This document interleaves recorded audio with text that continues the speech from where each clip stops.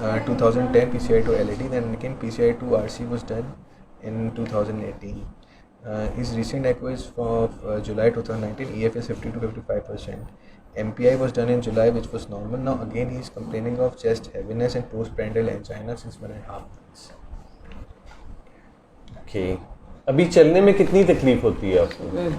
कम हो गई 100 कदम चलने के बाद प्रॉब्लम शुरू हो जाती है, चेस्ट हेवी हो जाता है। पर अभी 15 दिन पहले मैं अपने फ्रेंड पर जा रहा था तो वो इतनी तकलीफ बढ़ी कि मेरे जबड़े इधर ना तकलीफ इतने सख्त हो तो ये कब से हो रही है ये चीज़? मेरी तकरीबन वैसे तो 1.5-2 माह हो गए चलने में। उस ज़माने में थी जब आपका वो टेस्ट हुआ था, थैलियम वाला टेस्ट? वो सर थैलियम हुआ था, थैलियम में उस ज़माने में ये इस नौइयत की तकलीफ थी हाँ, जब? थी। उस वक्त भी थी ये? मैंने बताया भी था इसी तरह की थी? हाँ कि मुझे चलने में problem. Just show me the report. His background, what about his LV function? EF 50 to 55%. So he is a patient who had two PCIs, one to LAD and one to RCA, and his LV function is normal, is having angina,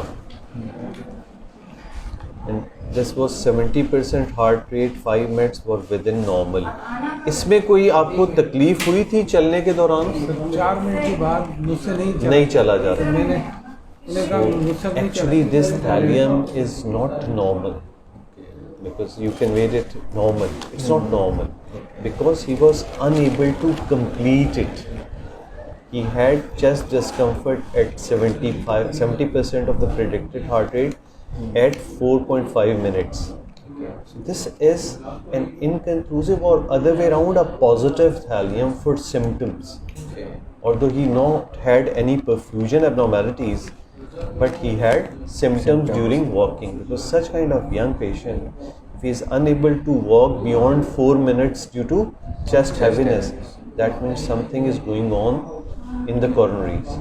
So in that sense, we need angiogram on this patient. ठीक है? So we do angiogram.